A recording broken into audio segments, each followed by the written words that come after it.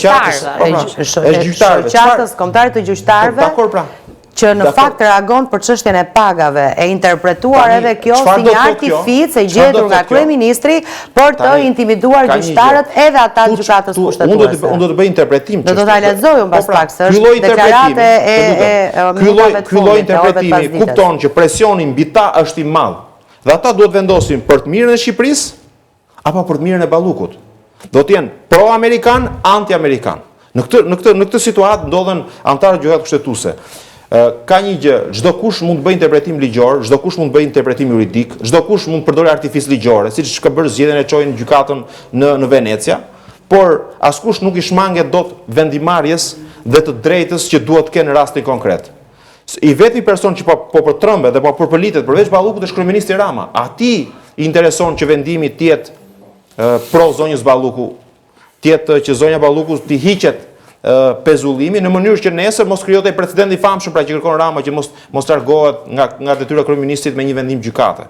Në këtë moment unë mendoj që të gjithë ata të cilët sot i thrasin ndërgjegjës, që janë anëtar gjykatë kushtetuese, pavarësisht se nesër i mbaron mandati dhe duhet të ikin, duhet të shkruajnë historinë me këtë vendim. Duhet i thonë shqiptarëve që neve vendosëm fatin juridik të një personi të korruptuar, i cili nuk duhet të jetë në asnjë moment i lirë, por duhet jetë pas hekurave. Një zonjë si Belinda Balluku, e cila po hetohet për abuzime 5 miliard euro. Një person si Belinda Balluku, që është personi më i korruptueshëm, personi i cili ka ngritur një skem korruptive në këtë vend, e cila ka një trekëndësh që kontrollon kryeministri Rama. Ditë është trekëndshi, është Agasi, Agaçi, Balluku. Të tre këta individ sot mbajnë nën presion Ramon, i cili e përdorin dhe ai shkon i bën presion anëtarëve të gjykatës kushtetuese. Agasi, Agaçi dhe Balluku. Ky është trekëndshi që mban nën kontroll Edi Ramën sot. Prandaj Edi Rama sot nxitet nga këta njerëz për shkak të lidhjeve të ngushta me këta njerëz dhe shkon i bën presion anëtarëve të gjykatës kushtetuese. Ata duhet të jenë të qetë dhe duhet të jenë patriotë radh parë në mënyrë që kur vota e tyre sepse është kaq e lehtë mendoni? Unë mendoj që është e lehtë. Sepse në momentin që ti ke integritet, në momentin që ti nuk joshesh nga parat, në momentin që ti nuk zgjedh një interes personal të vogël përballë interesit kombëtar, ti e ke shumë të vendosësh. Të bëjnë çfarë të duan ata, nuk kanë çfarë i bëjnë Marsida Xhaferllarit. I kërkojnë ndjesje për mend emrin, një person me integritet. Çfarë do t'i bëjnë Asim Vokshit?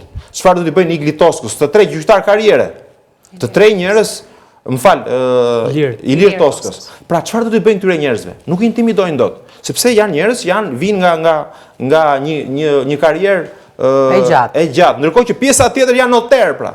Ai thot marr lekët ke xhepi, iki shkoj blen ai vil edhe pra nuk kam interes fare për këtë gjë, pra po e flasim në nivel pragmatist. I kërkojnë ndjes kolegëve, por kjo është situata aktualisht. Domethënë ndodh tani që